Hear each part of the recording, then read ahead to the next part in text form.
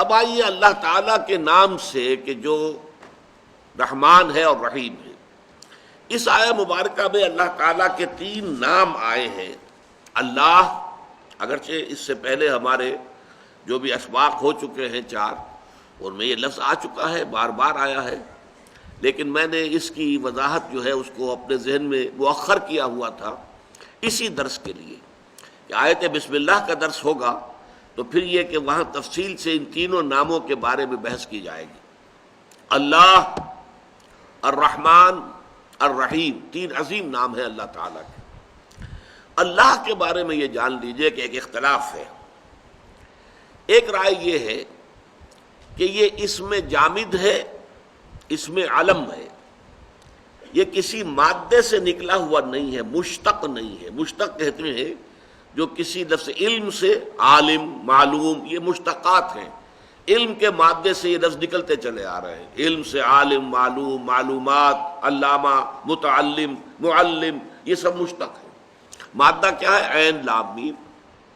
تو ایک رائے یہ ہے کہ نہیں، جو اسم علم ہوتے ہیں، جو علامت کے طور پر اشخاص کے نام رکھ دیے جائیں یا جگہوں کے نام، اب لاہور کا نام لاہور ہے تو یہ کسی سے نکلا ہوا نہیں ہے، لاہور ہے بس، اس میں جامد ہے، یہ اس میں مشتق نہیں ہے، یہ کسی اور لفظ سے نکلا ہوا نہیں ہے، یہ تو اس میں علم ہے۔ تو ایک رائے یہ ہے اللہ تعالیٰ کا اسم ذات ہے اور اسم جامد ہے، اور یہ در حقیقت مشتق نہیں ہے، اسم علم۔ ایک رائے یہ ہے، اور خاص طور پر ہمارے جو صوفی حضرات ہیں ان کا خاص طور پر ادھر رجحان ہے، وہ اس کو اللہ کا اسم ذات سمجھتے ہیں، اس کے نقش بناتے ہیں، اس نقش کے اوپر توجہ مرتکز کرتے ہیں، میڈیٹیٹ کرتے ہیں، خاص طور پر لفظ اللہ کے اوپر۔ اس حوالے سے چونکہ ہمارے ہاں تصوف کے جو اعمال ہیں، جو اوراد اور جو مراقبے ہیں، ان میں اس لفظ کو بہت اہمیت حاصل ہے، لہذا ان کی رائے یہ ہے کہ یہ اسم جامد ہے، اسم علم ہے، یہ مشتق نہیں ہے۔ ویسے یہ کہ یہ اسم جامد ہے یا نہیں، اسم علم ہے یا نہیں، لیکن ایک بات بالکل واضح ہے کہ یہ اسم علم کے طور پر بیہیو کرتا ہے۔ یا اللہ ہم کہتے ہیں، اگر یہ الالہ ہوتا جیسا کہ دوسری رائے ہے تو یا ایھا اللہ کہنا پڑتا، ایھا ایڈ کیے بغیر ہم نہیں کہہ سکتے تھے، اس لیے یہ یا اللہ جب ہم کہتے ہیں تو اس سے ثابت ہوتا ہے کہ یہ اسم ذات ہے، واللہ عالم۔ دوسری رائے کیا ہے؟ دوسری رائے یہ کہ یہ الہ سے بنا ہے، جیسے اللہ کے باقی تمام نام جو ہیں وہ بھی اللہ تعالیٰ کے صفاتی ناموں پر الف لام داخل ہو جائے تو وہ نام بن جاتا ہے۔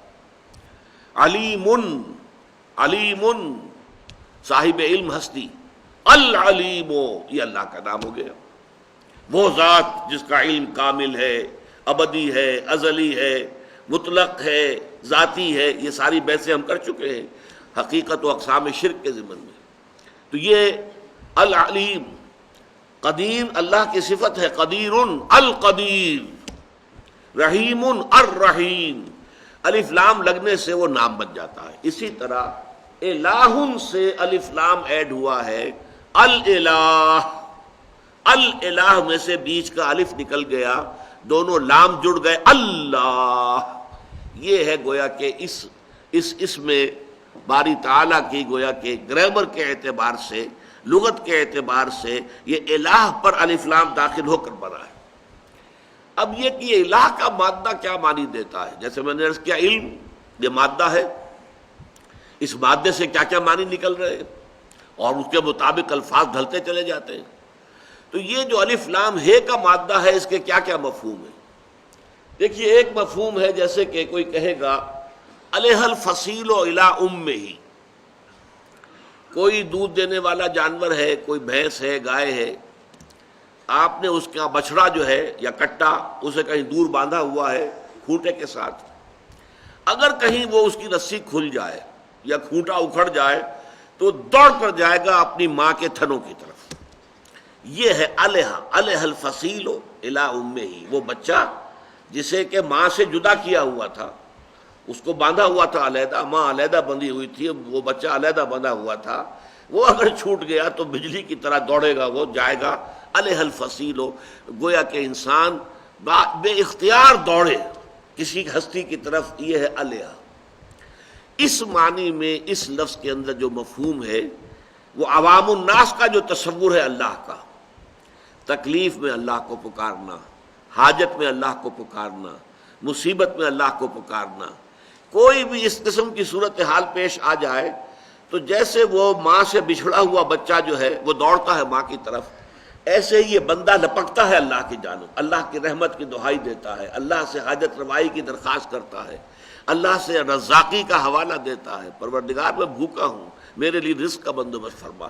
یہ گویا کہ علیہ الفصیل و الی امہ، اس سے جو مفہوم بنتا ہے یہ عوام الناس کا تصور الہ یہی ہے۔ اس سے بلندتر سطح پر عوام الناس کی اپروچ نہیں ہے، وہ میں بھی بعد میں آپ کو بتاؤں گا۔ اس کے علاوہ یہ ایک رائے یہ ہے کہ یہ ولاہ سے بنا ہے، ولاہن سے الہن بن گیا ہے، جیسے کہ وحدن سے احدن بن گیا ہے۔ واو اور الف جو ہے یہ حروف علت کہلاتے ہیں، الف واو اور یہ ایک دوسرے کی جگہ عدلتے بدلتے رہتے ہیں، تو ولاہن سے الہ بن گیا۔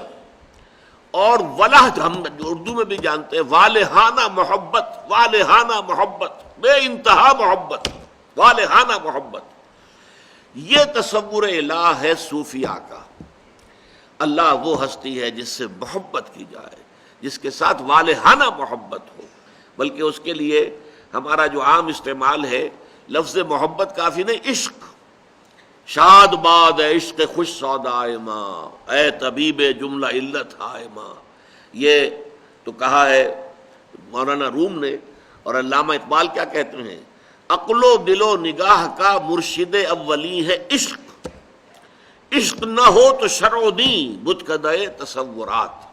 جب تک انسان کے اندر اللہ کا عشق نہیں ہے، اللہ کی محبت، اور محبت کی وہ شدت جو ہے جس میں والہانہ انداز پیدا ہوتا ہے، وہ ہے لفظ عشق کے اندر، جس میں کہ ایک انسان جو ہے ماہی بے آب کی طرح تڑپے، وہ عشق اگر اللہ کے ساتھ نہیں ہے تو یہ شرع و دین، یہ قواعد و ضوابط، یہ نماز اور روزہ، یہ بتکدہ تصورات بن کر رہ جاتا ہے، یہ نرے ریچولز بن جاتے ہیں، رسومات بن جاتی ہیں، یہ رسومات کو پوجا جاتا ہے۔ نماز و روزہ و قربانی و حج یہ سب باقی ہے، تو باقی نہیں۔ تو صوفیاء کرام کا جو تصور ہے وہ یہ ہے کہ وہ ہستی جو محبوب ترین ہستی ہے وہ ہے الہ، اور اسی سے بنا اللہ، وہ ہستی کے جو واقعتاً کائنات میں محبوب ترین ہے۔ تیسری رائے یہ ہے کہ یہ لاہ یلوہ سے بنا ہے، اور عام طور پر عربوں کے استعمال میں لاہ، اللہم نہیں کہتے، لاہم، لاہم، لاہم، اس میں پہلے شروع میں الف نہیں ایڈ کرتے تھے، اے اللہ لاہم۔ تو یہ لاہ یلوہ کے دو معنی ہیں، ارتفع بہت بلند ہو گیا، اور احتجب چھپ گیا۔ اس اعتبار سے یہ فلسفیوں کا تصور الہ ہے، وہ ہستی کہ جس کی کنہ تک ہم نہیں پہنچ سکتے، جس کی حقیقت کو ہم نہیں جان سکتے۔ ہمارا سارا سرمایہ جو بھی ہے معرفت خداوندی کا، وہ صرف اس کے اسماء و صفات کے حوالے سے ہے، ذات باری تعالیٰ کے بارے میں ہم کچھ نہیں جانتے۔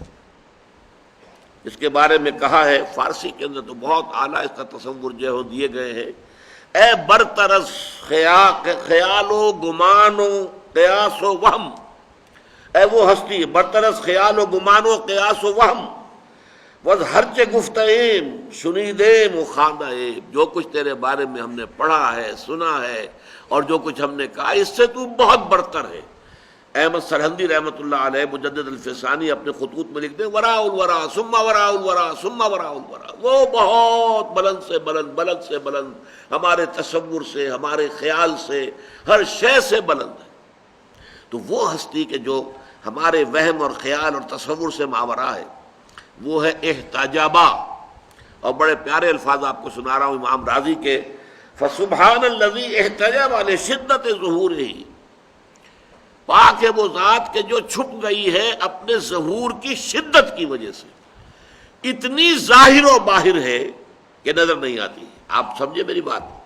سورج جب اس کی شعاعیں آ رہی ہیں آپ سورج کو نہیں دیکھ سکتے، حالانکہ سورج کہیں چھپا ہوا تو نہیں ہے، لیکن اس کی شعاؤں نے چکا چوند کر دیا ہے، آنکھیں جو ہیں آپ کی وہ تاب نہیں لا رہی ہیں، وہ بند ہو رہی ہیں، برداشت نہیں کر رہی ہیں، لہذا سورج کے کنٹورز آپ کو نظر نہیں آ سکتے۔ یہ تو شام کو آپ دیکھتے ہیں کہ جب غروب ہو رہا ہوتا ہے یا صبح جب طلوع ہوتا ہے، جبکہ شعاعیں براہ راست آپ پر نہیں آ رہی ہوتی، اس وقت یہ کہ آپ کو نظر آ جاتا ہے یہ تھالی کے مانند ہے، یہ گول ہے۔ ورنہ یہ ہے کہ جب سورج اپنی پوری شدت کے ساتھ چمک رہا ہو، نصف النہار پر ہو، تو کیا ہوگا کہ وہ اپنے شدت ظہور کی وجہ سے چھپ گیا ہے۔ وہ چھپا ہوا اس معنی سے نہیں ہے کہ مخفی ہے، وہ اپنے شدت ظہور، فسبحان الذی احتجب لشدت ظہورہ۔ اور اسی لیے اللہ تعالیٰ کے ناموں میں سے دو نام، یہ سورہ حدید جو آخری ہمارا درس ہے میں نے آپ کو بتایا، اس میں آئے گا هو الاول والآخر والظاہر والباطن، وہی پہلا ہے، سب سے پہلا جس سے پہلے کچھ نہیں، وہی آخری ہے، سب سے آخر جس کے بعد کچھ نہیں، وہی ظاہر ہے، بالکل ظاہر، اظہر من الشمس، وہی باطن ہے، اتنا چھپا ہوا، اتنا مخفی، اتنا خفیہ کہ کوئی اسے جان نہیں سکتا، کوئی اس کے گناہ کو پا نہیں سکتا۔ تو الظاہر بھی ہے، الباطن بھی ہے۔ تو یہ لفظ اللہ کے اندر یہ تین تصورات ہیں۔ اسی اعتبار سے میں حیران ہوا کرتا ہوں کہ یہ لفظ کس قدر جامع ہے اللہ تعالیٰ کے اسماء میں سے، کہ اس میں وہ ایک عوام الناس کا تصور ہے، علیہ الفصیل الی امہ، اپنی ضرورت میں، تکلیف میں، کسی مصیبت میں، کسی حاجت روائی کے لیے پکارنا، بیماری میں ہے تو اللہ کو پکار رہے ہیں۔ عوام کا معاملہ یہیں تک ہوتا ہے، اس سے آگے وہ محبوب حقیقی، مطلوب اصلی اور مقصود حقیقی بنتی ہے، ان کے تصورات سے ماورا چیزیں۔ لیکن صوفیاء کرام محبوب حقیقی، اور وہ کہ جس کی محبت جو ہے، جس میں سرایت کر چکی ہو جان کے اندر، اور انسان کے وجود کا ایک جزو لا ینفک بن جائے۔ اور تیسرا یہ کہ فلاسفہ تو یہی کہیں گے ہم نہیں جانتے۔ ایگنوسٹسزم کسے کہتے ہیں؟ ہمیں کچھ حقیقت کا پتہ نہیں ہے، ہم حقیقت کو جان ہی نہیں سکتے، اور یہ باقاعدہ ایک مکتبہ فکر ہے ایگنوسٹسزم۔ اسکیپٹسزم کسے کہتے ہیں؟ ایگنوسٹسزم کہتے ہیں لا ادریت، لا ادری، میں نہیں جانتا، لا ادری، لا ندری، ہم کچھ نہیں جانتے، کچھ نہیں جان سکتے، یہ ہے ایگنوسٹسزم۔ اسکیپٹسزم ارتیابیت، ہر چیز کے بارے میں شک، پتہ نہیں یہ کائنات بھی ہے کہ نہیں ہے، پتہ نہیں میں ہوں بھی کہ نہیں ہوں، یہ میرا وہم ہی ہے، خیال ہی ہے، گمان ہی ہے۔ اب یہ ارتیابیت ہے، یہ اسکیپٹسزم۔ تو فلسفی تو پیور فلسفی جو ہوگا وہ یا ایگنوسٹک ہو جائے گا اور یا اسکیپٹک ہو جائے گا، جب تک کہ فلسفی وہ جو ہم نے لقمان کے ذکر میں پڑھا تھا، فطرت سلیمہ کی روشنی اور رہنمائی میں عقل سلیم سفر کرے، وہ جو فلسفہ نہیں بلکہ حکمت وجود میں آتی ہے، وہ بالکل مختلف شے ہے۔ لیکن پیور فلسفی جو منطق کی بنیاد پر اور خالص عقل کی رہنمائی میں چلے گی، اس کی جو منزل ہے آخری، وہ ایگنوسٹسزم ہے کہ کچھ پتہ نہیں، یا اسکیپٹسزم ہے، ارتیابیت۔ یہ ہیں تین لیولز ذات باری تعالیٰ کے ضمن میں۔ اللہ، یہ اللہ تعالیٰ کا وہ نام ہے جو سب سے کثرت کے ساتھ قرآن مجید میں آیا، اور ہمارے ہاں جو صوفی مزاج کے حضرات ہیں ان کے نزدیک یہ اسم ذات ہے، یہ اللہ کا نام ہے۔